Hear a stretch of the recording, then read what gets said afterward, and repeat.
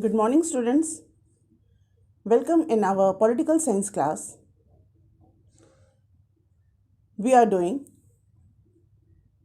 chapter 5 of book 2, that is challenges to and restoration of the Congress system. In our last class, we have discussed the situations and conditions of India just after the death of Jawaharlal Nehru. Jawaharlal Nehru passed away in 1964, and then Lal Bahadur Shastri took the charge and became Prime Minister. The decade of 60 was referred as dangerous decade because in that period India had to face lots of problems. We faced 2 attacks from Pakistan and one from China. And economic condition of India ruined. Just after 2 years of prime ministership, Lal Bahadur Shastri also expired, and then responsibility came to Gandhi because she was chosen prime minister, and now she had to face general election of 1967. So our today's topic is 4th general election of 1967. So let's start. The year 1967 is considered a landmark year in India's political and electoral history. In chapter 2, we have read about how the Congress party was the dominant political force throughout the country from 1952 onwards. This trend was to undergo significant changes with the 1967 election. In the year leading up to the 4th general election, the country witnessed major changes. 2 prime ministers had died in quick succession, and the new prime minister, who was being seen as a political novice, had been in office for less than a year. So, what changes we have seen? 2 prime ministers passed away in quick succession, and Indira Gandhi became prime minister, who was having very less experience. We also know that this period was known with a grave economic crisis resulting from successive failure of monsoon, widespread drought, decline in agriculture production, serious food shortage, depletion of foreign exchange reserve, and drop in industrial production and exports, combined with a sharp rise in military expenditure and diversion of resources from planning and economic development. हमने last के chapters में ये भी देखा कि किस तरह से उस दौरान हमारी कंट्री में इकोनॉमिक क्राइसिस था, और इकोनॉमिक क्राइसिस होने के पीछे reason failure of monsoon, widespread drought and decline in agriculture production. साथ ही साथ कुछ एक्सपेंडिचर्स भी बढ़ गए थे, जैसे मिलिट्री एक्सपेंडिचर्स बढ़ गए थे, और कंट्री में प्लानिंग अडॉप्ट किया गया था, जिसकी वजह से डाइवर्जन ऑफ रिसोर्सेज की वजह से भी एक्सपेंडिचर्स जो था वो बढ़ा हुआ था. One of the first decision of Indira Gandhi government was to devaluate the Indian rupee. सबसे पहला जो डिसीजन था इंदिरा गांधी का वो क्या था? Devaluation of Indian rupee. Under what was seen to be pressure from the US. और अपनी रुपीज़ का, अपनी मनी का डिवैल्यूएशन करना, उसकी प्राइस को कम करना. और ये क्यों? यूएस के प्रेशर की वजह से. तो यूएस के प्रेशर की वजह से इंडिया में इंदिरा गांधी का पहला जो डिसीजन था वो इंडियन करेंसी को डिवैल्यूएट करना. Earlier $1 could be purchased for less than ₹5. After devaluation, it cost more than ₹7. पहले $1 = ₹5 होता था और अब $1 = ₹7 या उससे ज़्यादा. और इस तरह से इंडियन रुपी जो थी वो डिवैल्यू हो गई. The economic situation triggered of price rise. Economic situation भी हमने पढ़ा कि किस तरह से वॉर की वजह से और अनस्टेबिलिटी ऑफ पॉलिटिकल सिस्टम की वजह से प्राइस राइज जो था वो बहुत बढ़ गया. People started protesting against the increase in price of essential commodities, food scarcity, growing unemployment, and the overall economic condition in the country. So, Indira Gandhi के पास जब चार्ज आया इंडिया का तो चारों तरफ से इकोनॉमिक क्राइसिस था, फूड स्कैर्सिटी थी, अनएम्प्लॉयमेंट था और इस तरह से ओवरऑल इकोनॉमिक कंडीशन वो बहुत ज़्यादा ख़राब थी. Bandh and hartal means strike were called frequently across the country. जहाँ देखो वहीं स्ट्राइक हो रहे थे. द गवर्नमेंट सॉ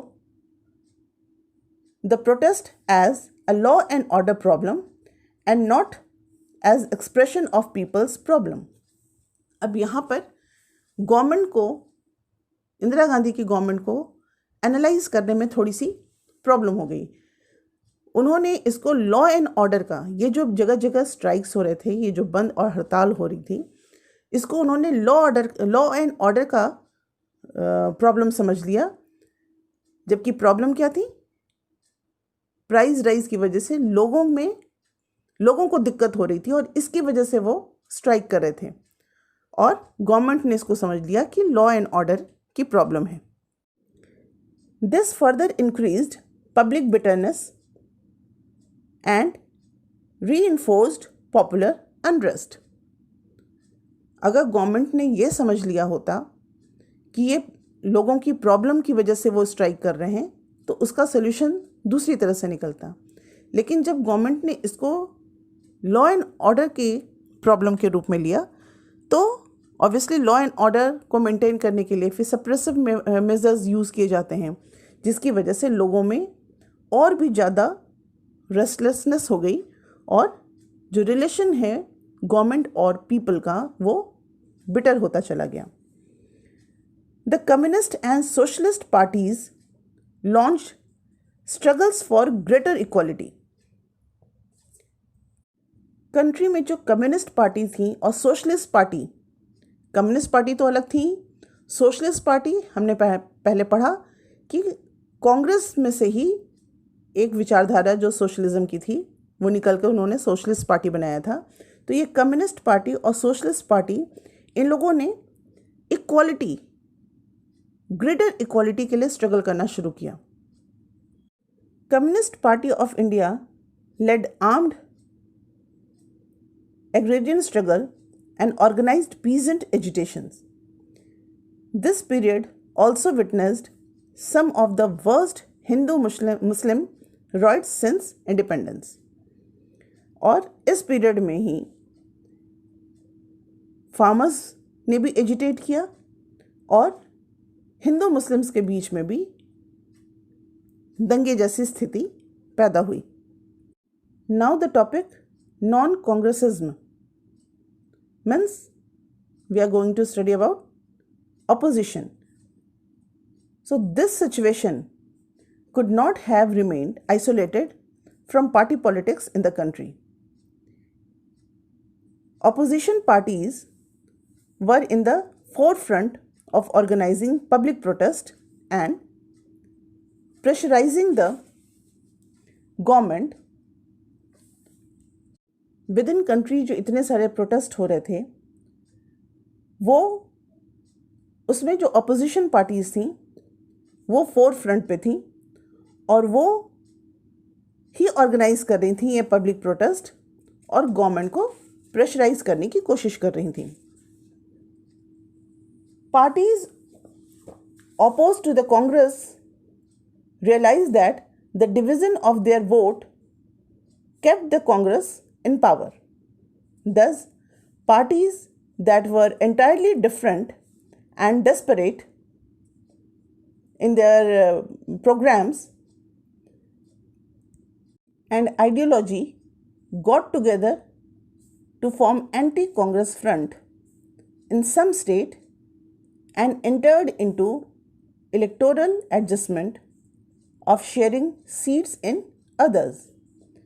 जो opposition parties थीं उन्होंने ये realize किया कि अपोजिशन पार्टी के बटे हुए होने की वजह से, अलग अलग होने की वजह से कांग्रेस हर बार इलेक्शन जीत जा रही है और इसलिए जो बिल्कुल डिफरेंट आइडियोलॉजीज़ वाली पार्टीज थीं उन सब ने मिलकर एक एंटी कांग्रेस फ्रंट बनाया।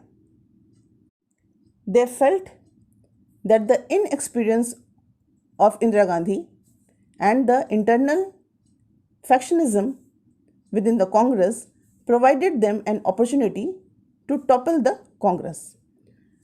क्योंकि ऑपोजिशन पार्टी को लगा कि इंदिरा गांधी क्योंकि इनएक्सपीरियंस हैं, उनके पास ऐसा कोई एक्सपीरियंस नहीं है गवर्नमेंट रन करने का, और विद इन कांग्रेस जो फैक्शनिज्म है, जो कांग्रेस के अंदर जो बंटवारा है, उसकी वजह से इन ऑपोजिशन पार्टी को शायद ये अपॉर्चुनिटी मिल सकती है कि वो कांग्रेस को सत्ता से हटा दे। The socialist leader Ram Manohar Lohia gave this strategy the name of non-congressism. So, who has given the name of anti-congress strategy, non-congressism? He was Ram Manohar Lohia. He also produced a theoretical argument in its defense. Congress rule was undemocratic and opposed to the interest of ordinary people, ordinary poor people. Therefore, the coming together of the non-Congress parties was necessary for reclaiming democracy for the people. Ram Manohar Lohia ने ये argument दिया कि कांग्रेस एक undemocratic party है और वो ordinary poor people के interest के अगेंस्ट काम कर रही है, और इसलिए नॉन कांग्रेस पार्टीज़ का साथ में मिलकर इलेक्शन फाइट करना ज़रूरी है, जिससे डेमोक्रेसी फिर से इस्टेब्लिश की जा सके। तो स्टूडेंट्स, मैं आपको यहाँ ये बताना चाहूँगी कि आपने देखा कि किन परिस्थितियों में इंदिरा गांधी को प्राइम मिनिस्टरशिप का चार्ज मिला और खुद उनकी पार्टी के अंदर भी कुछ लोग, जिन लोगों ने इंदिरा गांधी को सपोर्ट किया, उनका ये मानना था कि इंदिरा गांधी इनएक्सपीरियंस्ड है और इसलिए वो उनके गाइडेंस में काम करेंगी। इकोनॉमिक कंडीशन भी इतनी ख़राब थी कि इंदिरा गांधी को यूएस के प्रेशर में आकर अपनी रुपीज़, अपनी करेंसी का, इंडिया की करेंसी को डिवैल्यू करना पड़ा, और इतनी सारी जो प्रॉब्लम और स्ट्राइक्स जो हो रही थी, यहाँ पर गवर्नमेंट को ने ये समझने में गलती कर दी कि ये सारी प्रॉब्लम्स, ये सारे जो स्ट्राइक हैं वो लोगों को हो रही दिक्कत, उनको हो रही प्रॉब्लम की वजह से है, ना कि लॉ एंड ऑर्डर सिचुएशन। इसी बीच में जो कम्युनिस्ट पार्टी और सोशलिस्ट पार्टी थी, जिसमें काफ़ी एक्सपीरियंस लीडर्स थे, उन्होंने ये देखा कि कांग्रेस हमेशा इलेक्शन जीत जाती है क्योंकि अपोजिशन के वोट्स बट जाते हैं, और इस वजह से राम मनोहर लोहिया ने नॉन कांग्रेस पार्टीज़, जो अपोजिशन पार्टीज़ हैं, उनको एक साथ आने और कांग्रेस के अगेंस्ट इलेक्शन फाइट करने के लिए असेंबल किया, उनको साथ लेकर चलने की बात की। आप इसको इस सिचुएशन से समझ सकते हो। अभी हाल में ही इलेक्शन हुआ और मोदी गवर्नमेंट के अगेंस्ट सारे अपोजिशन ने एक साथ मिलकर इलेक्शन फाइट किया। ठीक इसी तरह की सिचुएशन हमारी हिस्ट्री में भी थी, जब एक तरफ इंदिरा गांधी थी और दूसरी तरफ सारे अपोजिशन मिलकर कांग्रेस के अगेंस्ट इलेक्शन फाइट कर रहे थे। Now electoral verdict. It was in this context of heightened popular discontent and the polarization of political forces that the fourth general election to the Lok Sabha and state assemblies were held in February 1967. The Congress was facing the electorate for the first time without Nehru. The results jolted the Congress at both the nation and state levels. Many contemporary political observers describe the election result as a political earthquake. The Congress did manage to get a majority in the Lok Sabha, but with its lowest tally of seats and share of votes since 1952. Observers ने इस election को political earthquake का नाम दिया।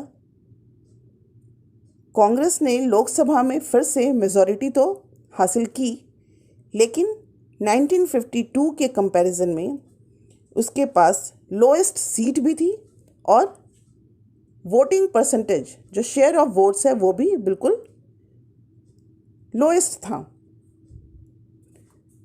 Half of the minister in Indira Gandhi's cabinet were defeated. Indira Gandhi के cabinet ministers बहुत सारे जो थे वो इलेक्शन हार गए। The political stalwarts who lost in their constituencies included Kamaraj in Tamil Nadu, S K. Patil in Maharashtra, Atulya Ghosh in West Bengal and K B. Sahay in Bihar. They were the renowned leaders of their time and of their areas. You know, K. Kamaraj was the president of Congress at the time of Jawaharlal Nehru. So K. Kamaraj also lost election in Tamil Nadu. S.K. Patil from Maharashtra, Atulya Ghosh in West Bengal and K.B. Sahai in Bihar. All the Congress members who were in cabinet lost the election. The dramatic nature of the political change would be more apparent at the state level. State level में भी जो political change था वो बहुत ज़्यादा dramatic था. The Congress lost majority in as many as 7 states. Nehru के समय इलेक्शन जब हुआ था, कंसेक्यूटिव 3 इलेक्शंस में Congress Lok Sabha as well as state assemblies सब जगह मेजॉरिटी में थी, लेकिन इस बार कांग्रेस ने 7 स्टेट में अपनी मेजॉरिटी खो दी थी. इन 2 other states, defection prevented. In 2 other states, defections prevented it from forming a government. 2 state में, 7 स्टेट में तो कांग्रेस हार ही गई थी, और 2 स्टेट में डिफेक्शन मतलब कुछ कांग्रेस के जो लीडर्स थे वो कांग्रेस छोड़कर दूसरी पार्टी को उन्होंने ज्वाइन कर लिया था, जिसकी वजह से कांग्रेस इलेक्शन हार गई. These 9 states where the Congress lost power were spread across the country.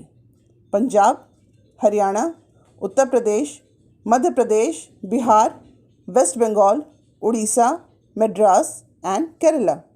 In Madras state, a regional party, the Dravid Munnetra Kazhagam (DMK), came to power by securing a clear majority. Tamil Nadu में DMK को clear majority मिली और DMK ने वहाँ पर election जीत लिया. The DMK won power after having led a massive anti-Hindi agitation by students against the center on the issue of imposition of Hindi as the official language. और DMK ने तमिलनाडु में जो election जीता वो कैसे जीता? उस वक्त हिंदी को ऑफिशियल लैंग्वेज बनाए जाने का डिमांड हो रहा था, और तमिलनाडु में डीएमके का एजेंडा था anti Hindi, imposition of anti Hindi movement. और उसकी वजह से तमिलनाडु के जितने भी लोग थे उन्होंने डीएमके को वोट किया. This was the first time any non Congress party had secured a majority of its own in the state. और पहली बार नॉन कांग्रेस पार्टी ने अपने बल पर मेजॉरिटी में किसी स्टेट में गवर्नमेंट बनाया. In the other 8 state, coalition governments consisting of different non-Congress parties were formed. और बाकी के 8 स्टेट में अपोजिशन पार्टी ने कोalition बनाकर गवर्नमेंट फॉर्म किया. A popular saying was that one could take a train from Delhi to Howrah and not pass through a single Congress ruled state. उस वक्त मजाक में ये कहा जाता था कि अगर कोई दिल्ली से हावड़ा मीन्स कलकत्ता अगर जाए तो वो एक भी स्टेट ऐसा क्रॉस नहीं करेगा जहाँ पर कि कांग्रेस गवर्नमेंट हो. मतलब नॉर्थ इंडिया का जो पूरा था यूपी, बिहार, ये सारा का सारा कांग्रेस जो है वो लूज़ कर चुकी थी. It was a strange feeling for those who were used to seeing the Congress in power. So was the domination of the Congress over.